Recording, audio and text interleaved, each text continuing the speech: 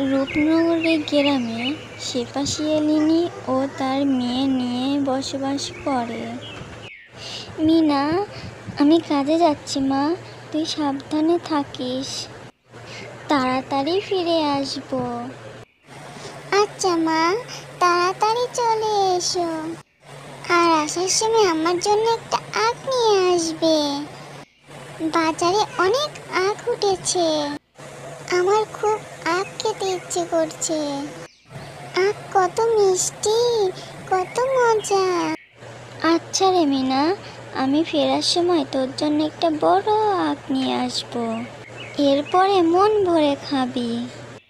তারপরে যদি দাঁত ভেঙে যায় তখন বুঝবি আখ খাওয়ার কি ঝাল। এবার আমি আসি রে মা। আচ্ছা মা, যাও। তারপর শেফা শিয়ালিনী তার কাজের উদ্দেশ্যে রওনা দেয়।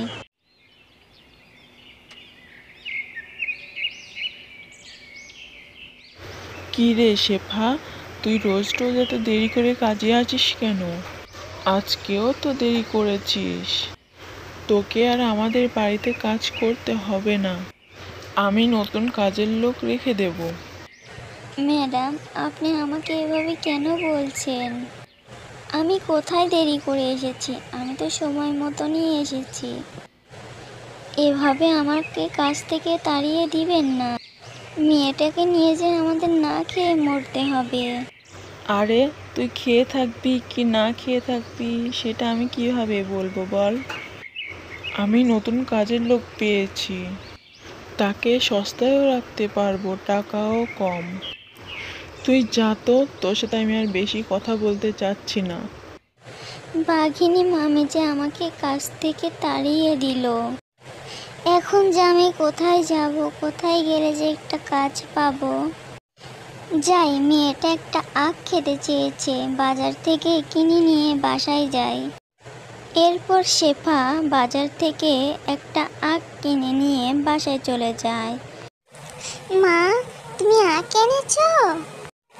আমার জন্য দুইটা কত বড় বড় আখ এনেছো। দাও মা, আমি খাই। মা, তোমার এত মন খারাপ কেন গো? তুমি যে চুপচাপ আছো, কি হয়েছে মা তোমার? না রে মা, কোথায় আমার মন খারাপ, কি করব বল? আমাকে যে বাঘিনী মামি কাছ থেকে তাড়িয়ে দিয়েছে। ওরা নাকি কম টাকায় অনেক ভালো কাজের লোক পেয়েছে, তাই জন্য আমাকে তাড়িয়ে দিয়েছে। এখন আমি কোথায় গিয়ে কাজ খুঁজবো? আমাদের যে এখন না খেয়ে মরতে হবে রে মা। কি করবে এখন বল? মা, তুমি চিন্তা করো না, আমার মাথায় একটা বুদ্ধি এসেছে। তুমি যেই দুটো আখ এনেছো, এই দুইটা আখ কেটে কেটে আমাদের পিছনের জমিতে লাগিয়ে দিবনে। তাহলে কিছুদিন পরে আখ বড় হলে সেই আখ কেটে বিক্রি করব। হ্যাঁ রে মিনা, তোর মাথায় তো অনেক বুদ্ধি রে মা, ভালো একটা কথা বলেছিস। আচ্ছা চল, এই আখগুলো ছোট ছোট করে কেটে আমাদের পিছনের জমিতে রোপণ করে দেই গিয়ে। আচ্ছা মা, চলো, এখনই চলো। এই আখগুলো দা দিয়ে ছোট ছোট করে কেটে আমরা ওই জমিতে রোপণ করে দিয়ে আসি। হ্যাঁ রে মা, চল আমরা যাই। এরপর মিনা ও তার মা বাড়ির পিছনের জমিতে আখগুলো লাগিয়ে দেয়। আর তারা তাদের লাগানো আখগুলোর প্রতিদিন অনেক যত্ন নিতে থাকে।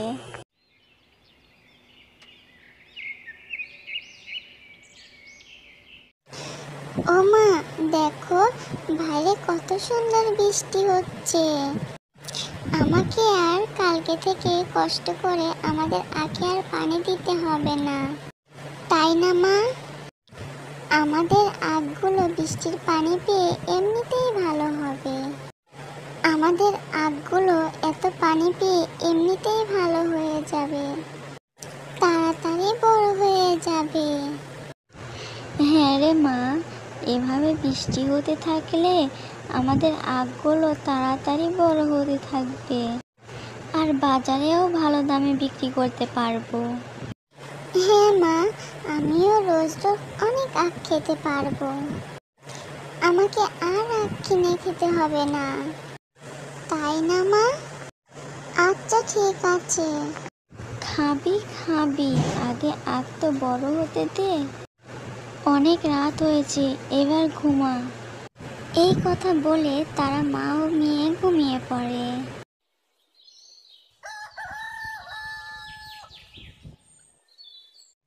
দেখেছো মা, আমাদের জমিতে কত আখ হয়েছে, আর আখগুলো কত বড় বড় হয়েছে।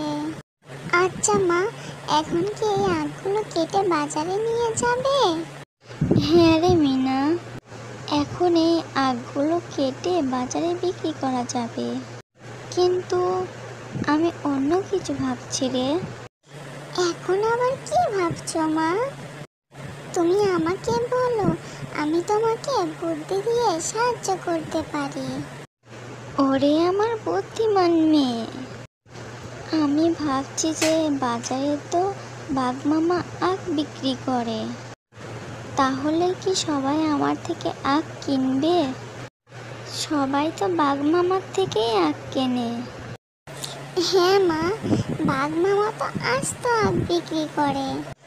তুমি আস্ত আখ না বিক্রি করে তুমি আখের জুস করে বিক্রি করবে, তাহলে দেখবে বাজারে সবাই তোমার থেকে আখের জুস খেতে আসবে। সত্যিই রে মিনা, তোর মাথায় অনেক বুদ্ধি। তোর বুদ্ধির প্রশংসা করতে হয়, বুদ্ধিটা কিন্তু খুব ভালো হয়েছে। চল দুজন মিলে আখ কেটে বাজারে নিয়ে যাই। তারপর শেফা শিয়ালিনী ও মিনা আখগুলো কাটতে থাকে, কেটে বাজারে নিয়ে যায়।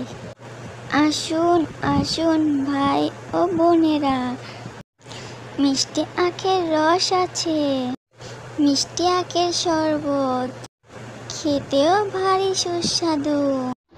আরে, এই ছোট লোক শেফা শিয়ালিনী আখের ব্যবসা করছে।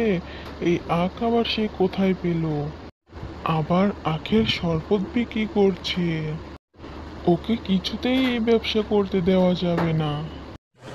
এদিকে শেফা শিয়ালিনীর আখের শরবত অনেক বিক্রি হতে থাকে। সবাই এই গরমে আখের শরবত খেতে অনেক মজা পায়। এদিকে বাঘমামার আখগুলো একটাও বিক্রি হয় না। এটা দেখে তো বাঘমামা অনেক রাগ হয়। সত্যি গো শেফালি দিদি, তোমার আখের রস অনেক মিষ্টি, ভারী সুস্বাদু, খেয়ে খুব মজা পেলাম। এরপর বাজারে আসলে তোমার থেকে আখের রস খাবো। হ্যাঁ গো, তোমার কি হয়েছে? আজকে এসে তো মন খারাপ করে বসে আছো যে? আর আজকে কি তোমার বেচা কেনা ভালো হয় নাই নাকি? বাজার আনতে বলেছিলাম সেটাও আনোনি। না গো গিন্নি, কি যে বলবো তোমাকে, আমার যে কোনো বেচা কেনাই হচ্ছে না। ওই ছোট লোক শেফা বাজারে জুস বিক্রি করছে, সবাই ওর থেকে আখের জুস খাচ্ছে, কেউ আমার থেকে আখ কিনছে না। আমার যে কোনো বেচা কেনাই নেই, এই জন্যই বাজার আনতে পারিনি আমি। ও, এই ব্যাপার। তুমি একদম চিন্তা করো না গো, আজকে ওই ছোটলোক শেফার জমিতে যাব, গিয়ে সব আখ চুরি করে নিয়ে আসব। এরপর দেখব ও আখ কোথা থেকে আনে।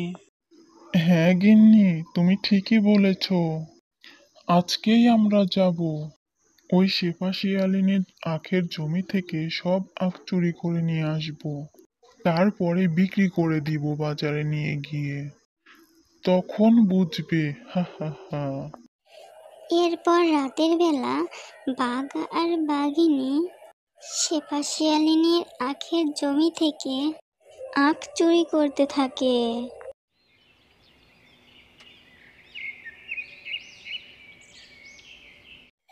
ও মা, আমাদের জমির আখ থেকে কে আখ চুরি করে নিয়ে গেছে?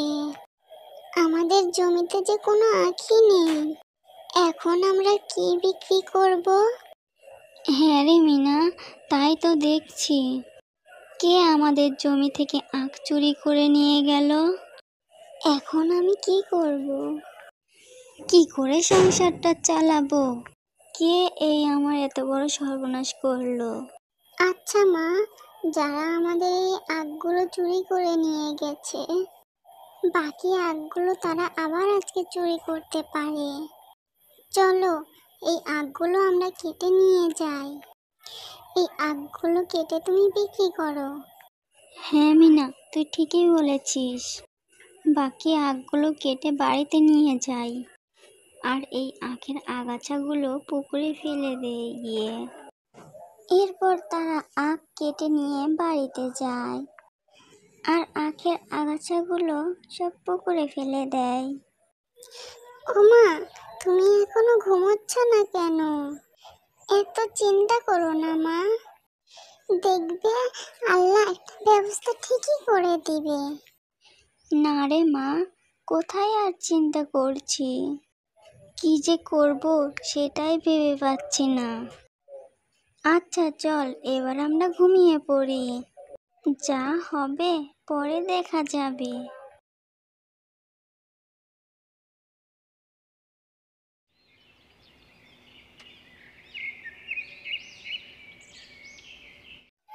ওমা, দেখো আমাদের পুকুরে এত আখ কোথা থেকে এলো?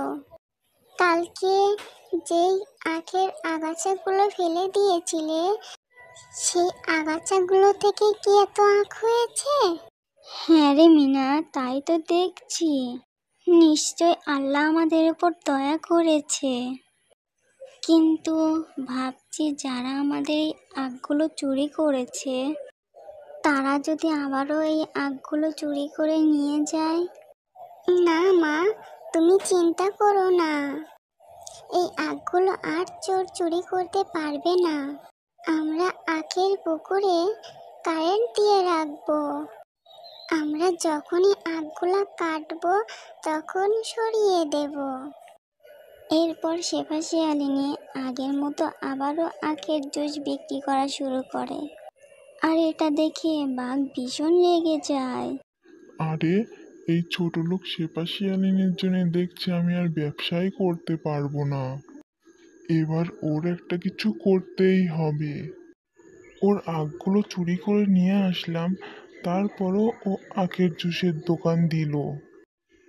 আরে গিন্নি, আবারও ওই ছোট লোক শেফা শিয়ালিনী আখের জুসের ব্যবসা দিয়েছে। ওর জন্য তো আমার বেচা কেনাই বন্ধ হয়ে গেছে। ওর কিছু একটা করতেই হবে, না ছাড়া তো আমাদের ব্যবসা একদম উঠে যাবে। বুঝতে পেরেছি তোমার দ্বারা কিছুই হবে না। এবার আমিই যাব, গিয়ে শেফা সেনের বাড়ি থেকে সব আখ আমি এবার চুরি করব। এক্ষুনি চলো, আজকে রাতেই যাব। আরে আরে, এই ছোট লোক শেফা শিয়ালিনীর আখের জমিতে তো কারেন্ট দেওয়া। আমাকে বাঁচাও, আমাকে কেউ বাঁচাও। কে আছো, আমাকে বাঁচাও।